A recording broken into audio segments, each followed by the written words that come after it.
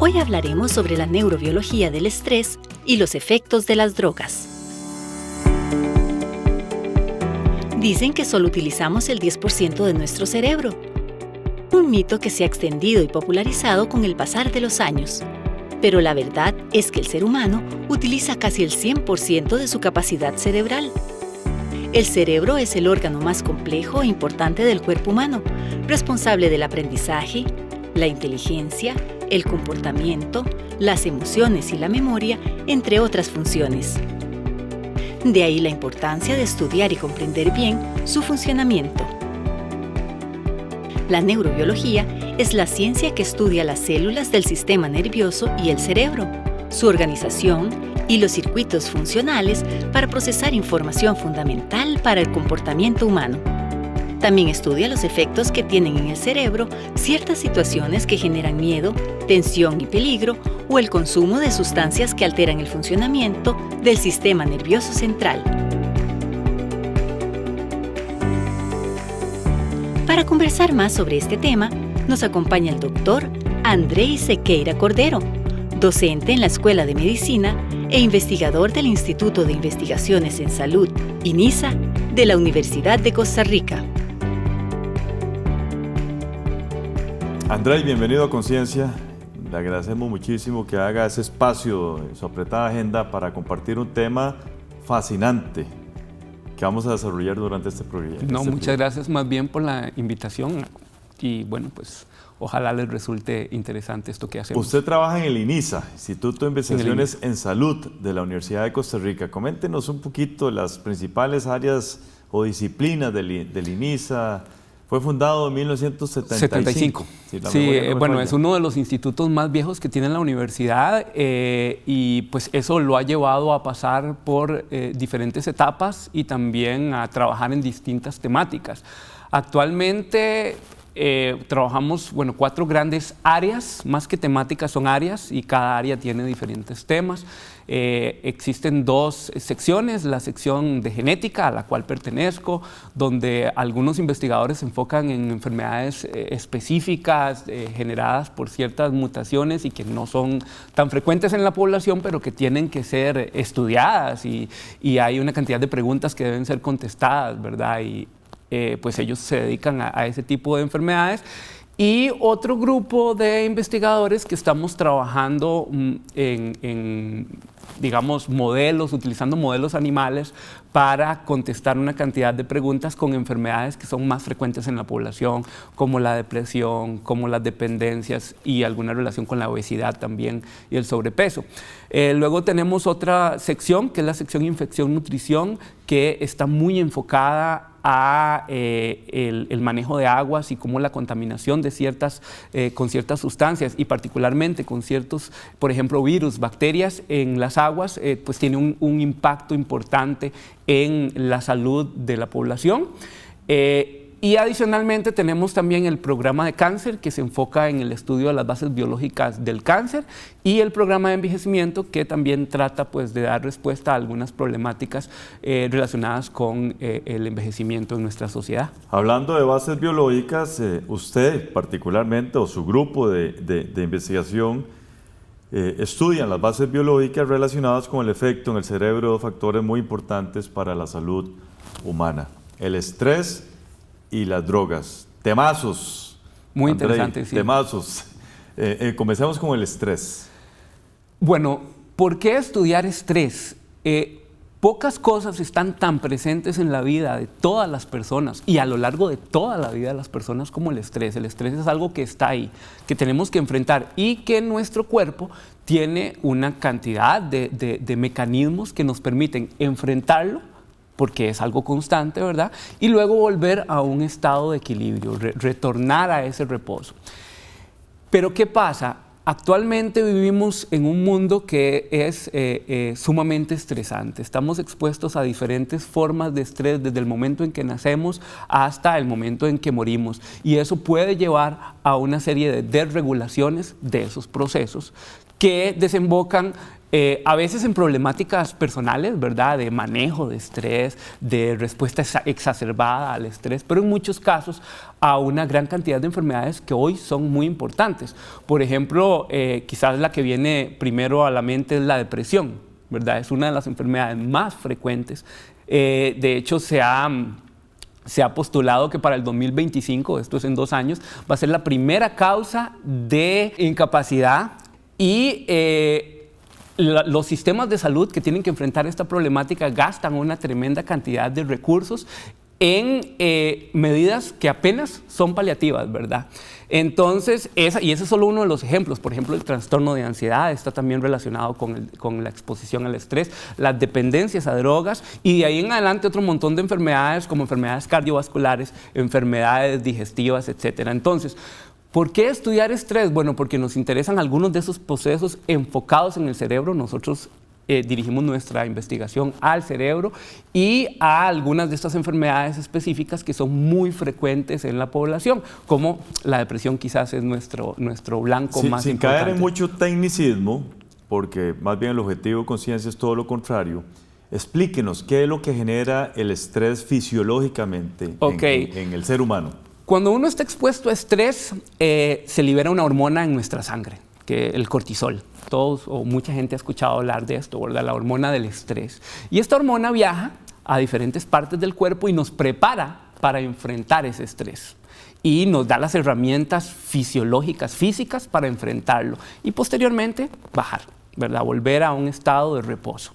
Y esa es la respuesta normal, así respondemos y ese es nuestro sistema para poder darle cara a eso que siempre está presente, esas formas diversas de estrés. ¿Qué pasa? Que cuando el estrés se mantiene por mucho tiempo, por un periodo muy prolongado, aun cuando sea de magnitud moderada, ¿verdad? Es decir, estamos expuestos a estrés crónico. O bien, cuando no siendo crónico, es decir, un solo evento, pero es tan intenso que puede generar un trauma, entonces ese sistema se descalibra, por decirlo de alguna manera. Y entonces, lo que tenía que hacer ya no lo hace. Nos mantenemos activos por demasiado tiempo y los mecanismos que están en nuestro cerebro para responder se desregulan, funcionan mal. Y eso hace que con el paso del tiempo surjan todas estas enfermedades. Interesante. Vamos a hacer una primera pausa, ya regresamos con todas y todos ustedes. El cerebro es un órgano dinámico, flexible, eficiente y adaptable a los diversos estímulos y cambios en el entorno.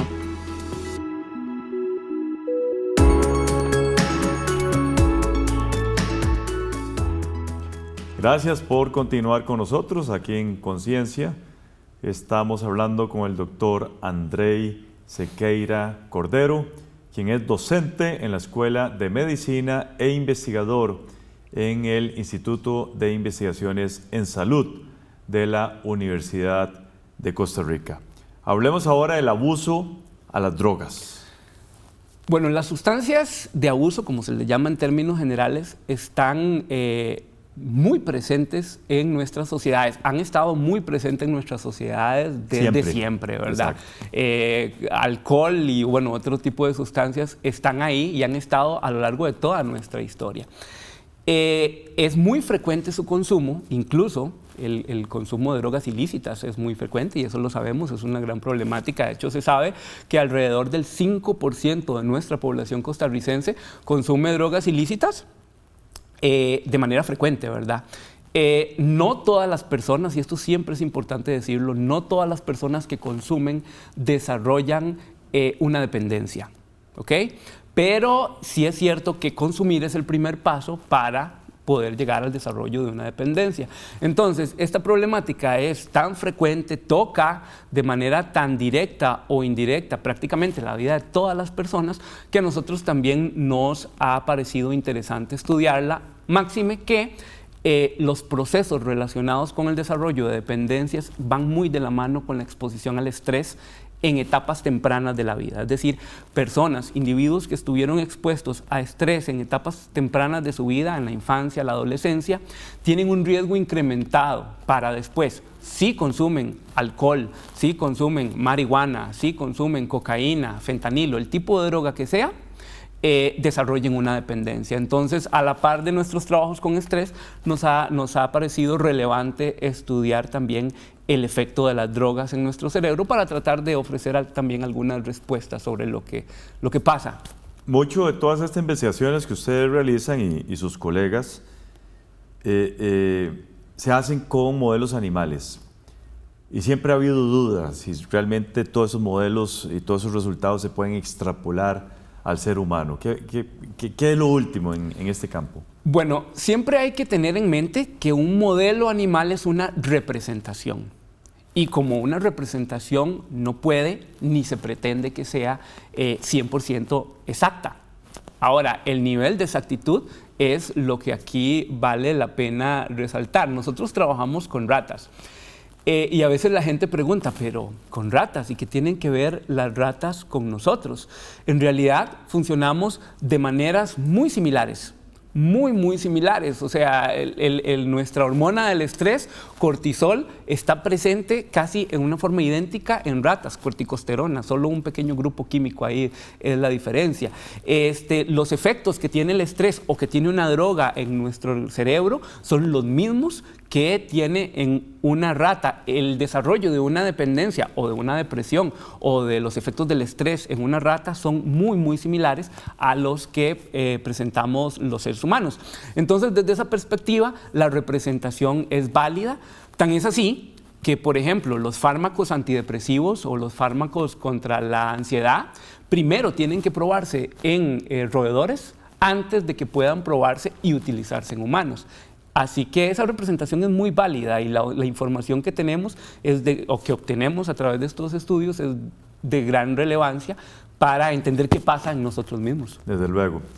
Ustedes están muy enfocados a 18 genes particularmente que tienen una función particular en el cerebro. Coméntenos, André, en términos muy generales. Bueno, esto de los genes, en realidad, bueno, trabajamos en este momento 18 genes, pero esto es una cuestión más histórica. Hemos venido sumando. Empezamos hace 13 años con 4 y hemos venido sumando diferentes blancos moleculares que tienen relevancia en estos procesos. No son todos los que están involucrados. De hecho, si uno pudiera aumentar, podría meter muchos más. Pero sí son algunos que son relevantes porque lo ha sugerido la literatura, digamos, los trabajos que han hecho otros grupos en el mundo, o bien porque nuestros propios trabajos han sugerido un poco, bueno, tenemos este resultado y en ese resultado está involucrado más adelante o atrás este otro blanco molecular, este otro gen, esta otra proteína. Entonces deberíamos estudiarla para saber qué está pasando ahí. Entonces hemos llegado a este número de 18, pensando en que de seguro llegarán a ser más con el futuro si el presupuesto no lo permite, ¿verdad? Estudiar estas cosas. Que casualmente le iba a preguntar por eso. Son estudios muy caros, André. Sumamente caros, sí. ¿Cómo se financian? Bueno, de momento hemos tenido el apoyo de la universidad. Básicamente ha sido con apoyo de la universidad. Somos un grupo relativamente pequeño, 5 o 6 personas, pero conforme van surgiendo los proyectos, se presentan para los diferentes fondos que tiene la universidad y siempre hemos tenido acceso a una de esas posibilidades. ¿Colaboraciones internacionales? Tenemos colaboraciones, en este momento no de fondos o de recursos, pero sí hemos colaborado enviando muestras o yendo a laboratorios a hacer algunos experimentos. Eso se ha realizado y bueno, en este momento estamos planteando un proyecto para ver si existe la posibilidad de accesar a algunos fondos externos. Y hay estudiantes también que están participando activamente. Siempre. Ahí. Eso es importante. De hecho, los estudiantes llevan buena parte del trabajo que realizamos, ¿verdad? Porque el trabajo con modelos animales es sumamente laborioso.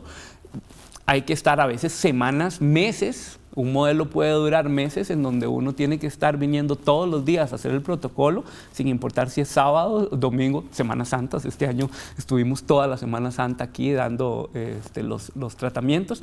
Y los estudiantes son fundamentales porque ellos participan de manera activa en la realización del trabajo y por supuesto también eventualmente de las publicaciones. ¿Son estudiantes del área de la salud, de biología? Del área de la salud muchos, de biología algunos, de psicología particularmente tenemos bastante también.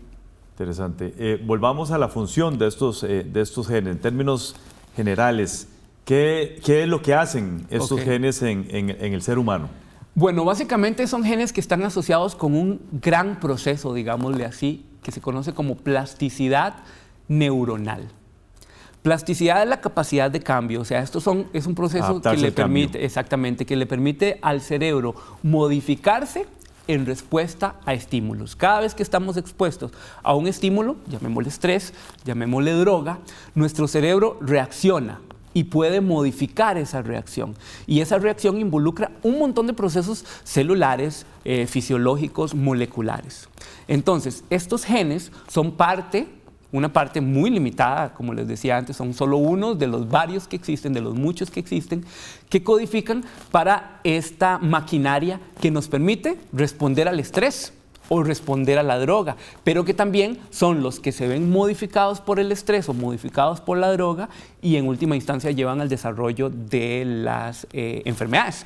Entonces son esa maquinaria que nos permite responder y que si no funcionan como deberían, entonces están asociados con cómo surge la enfermedad. Perfecto. Hacemos una segunda pausa y ya regresamos.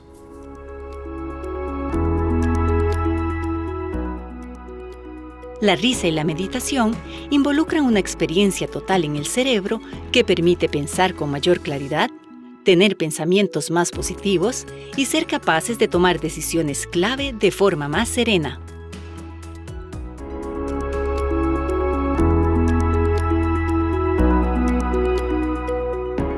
Estamos conversando con el doctor Andrei Sequeira, docente e investigador de la Universidad de Costa Rica. Ustedes también trabajan con esto que llaman enriquecimiento ambiental. Explíquenos, Andrei, ¿de qué se trata?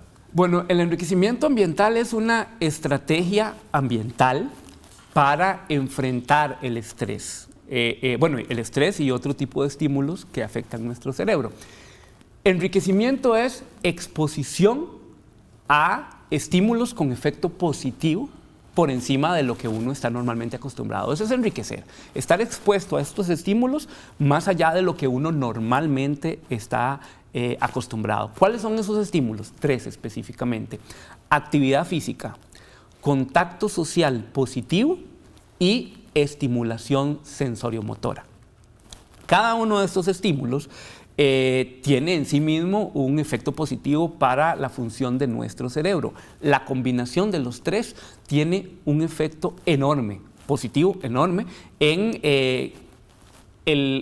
puede revertir efectos del estrés, por ejemplo, o bien puede generar un efecto protector. Es decir, si uno posteriormente a realizar estas actividades está expuesto a estrés o a drogas, tiene una probabilidad reducida de desarrollar algún tipo de enfermedad inducido por esas posibilidades. ¿Qué es lo que hace el ejercicio físico particularmente? El ejercicio físico en este momento es de los estímulos enriquecedores el más estudiado. Viene estudiándose montones desde hace muchos años, pero como elemento enriquecedor más o menos hace unos 20, 30 años. El ejercicio modifica diferentes sistemas cerebrales, diferentes partes del cerebro, diferentes procesos fisiológicos, teniendo siempre un efecto positivo.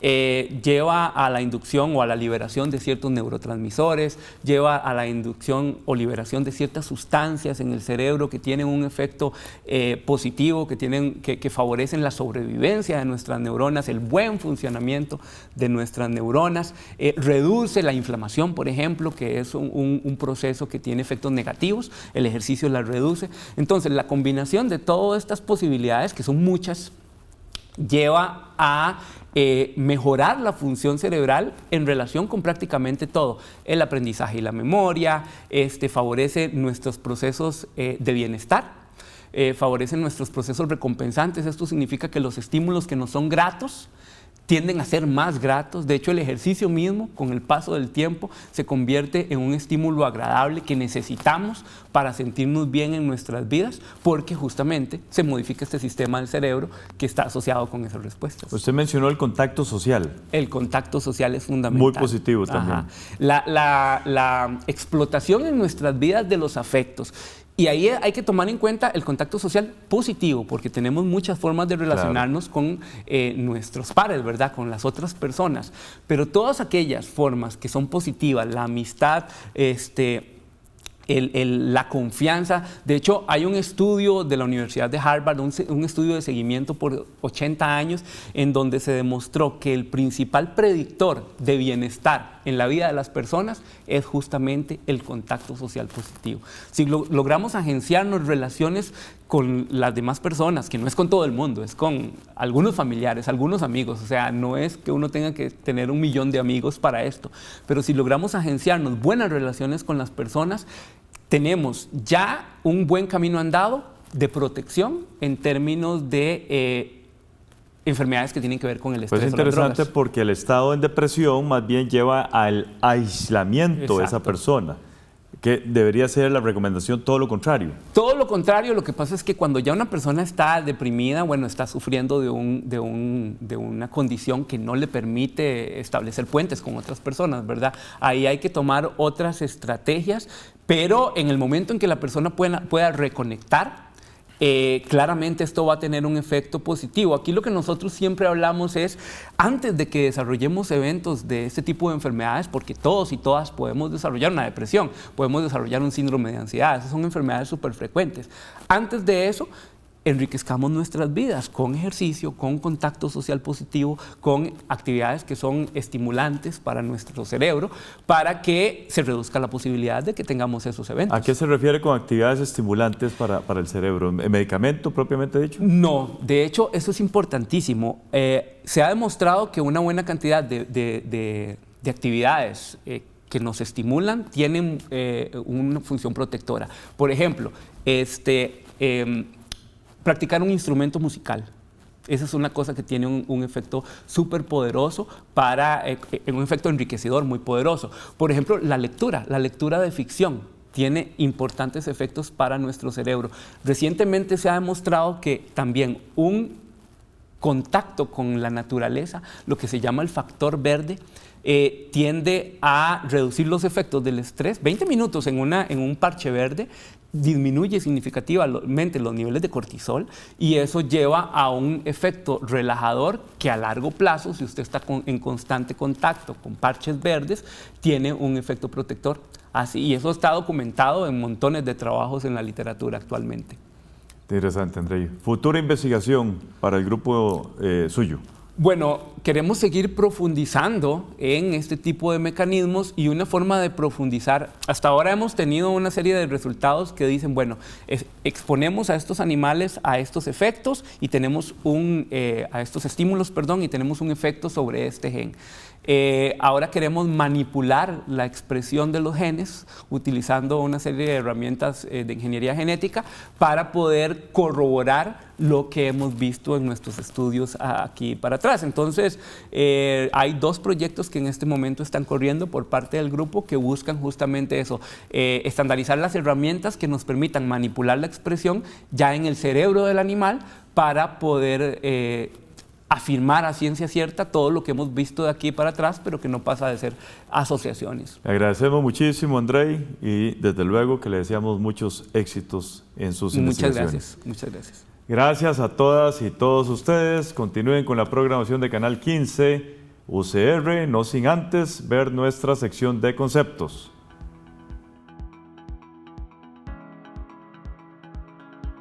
Hola, nos encontramos de nuevo en este segmento que hemos llamado Conceptos. Soy Catalina Lao y voy a definir lo que dijo nuestro invitado aquí.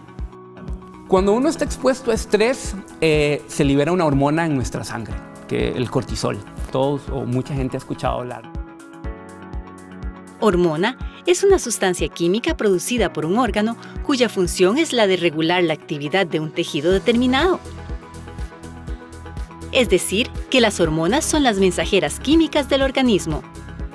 En este caso, el investigador nos habla del cortisol, una sustancia química que actúa como transmisora en nuestro cerebro cuando enfrentamos situaciones difíciles o de alto grado de tensión y nos ayuda a enfrentarlas.